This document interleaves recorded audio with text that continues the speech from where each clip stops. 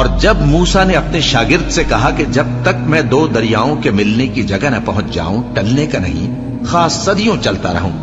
پھر جب وہ دونوں ان دریاؤں کے سنگم پر پہنچے تو اپنی مچھلی بھول گئے۔ پھر اس مچھلی نے دریا میں سرنگ کی طرح اپنا رستہ بنا لیا۔ جب آگے چلے تو موسیٰ نے اپنے شاگرد سے کہا کہ ہمارا کھانا لاؤ، اس سفر سے ہم کو بہت تکان ہو گئی ہے۔ اس نے کہا کہ بھلا آپ نے دیکھا کہ جب ہم نے اس چٹان کے پاس آرام کیا تھا تو میں مچھلی وہیں بھول گیا، اور مجھے آپ سے اس کا ذکر کرنا شیطان نے بھلا دیا، اور اس مچھلی نے عجیب طرح سے دریا میں اپنا رستہ بنایا۔ موسیٰ نے کہا یہی تو وہ مقام ہے جسے ہم تلاش کرتے تھے۔ تو وہ اپنے پاؤں کے نشان دیکھتے دیکھتے لوٹ گئے۔ وہاں انہوں نے ہمارے بندوں میں سے ایک بندہ دیکھا جس کو ہم نے اپنے ہاتھ سے رحمت خاص سے نوازا تھا اور اپنے پاس سے ایک خاص علم بخشا تھا۔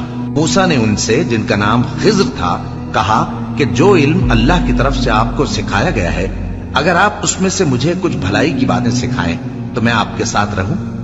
خضر نے کہا کہ تم میرے ساتھ رہ کر صبر نہیں کر سکو گے، اور جس بات کی تمہیں خبر ہی نہیں اس پر صبر کر بھی کیسے سکتے ہو؟ موسیٰ نے کہا اللہ نے چاہا تو آپ مجھے صابر پائیے گا، اور میں آپ کے ارشاد کے خلاف نہیں کروں گا۔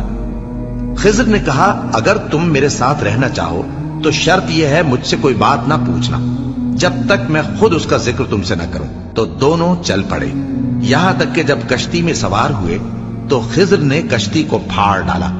موسیٰ نے کہا کیا آپ نے اس کو اس لیے پھاڑا ہے کہ سواروں کو غرق کر دیں؟ یہ تو آپ نے بڑی عجیب بات کی۔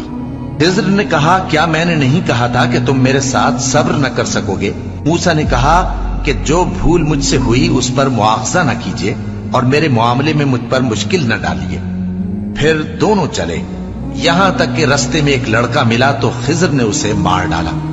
موسیٰ نے کہا کہ آپ نے ایک بے گناہ شخص کو ناحق بغیر قصاص کے مار ڈالا، یہ تو آپ نے بری بات کی۔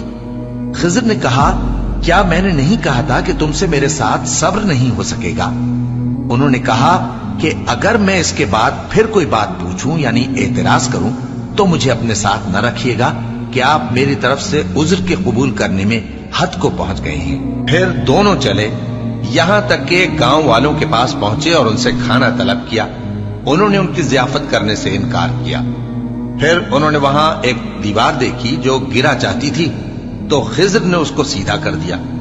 موسیٰ نے کہا کہ اگر آپ چاہتے تو ان سے اس کا معاوضہ لے لیتے تاکہ کھانے کا کام چلتا۔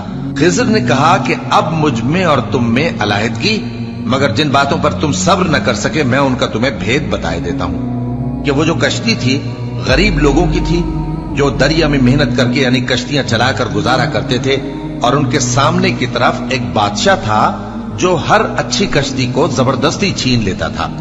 تو میں نے چاہا کہ اسے عیبدار کر دوں تاکہ وہ اسے غصب نہ کر سکے۔ اور وہ جو لڑکا تھا اس کے ماں باپ دونوں مومن تھے۔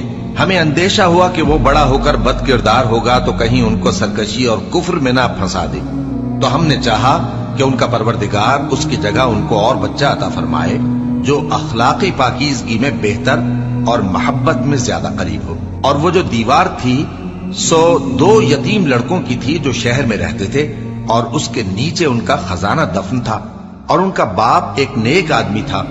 تو تمہارے پروردگار نے چاہا کہ وہ اپنی جوانی کو پہنچ جائیں اور پھر اپنا خزانہ نکالے۔ یہ تمہارے پروردگار کی مہربانی ہے، اور یہ کام میں نے اپنی طرف سے نہیں کیے۔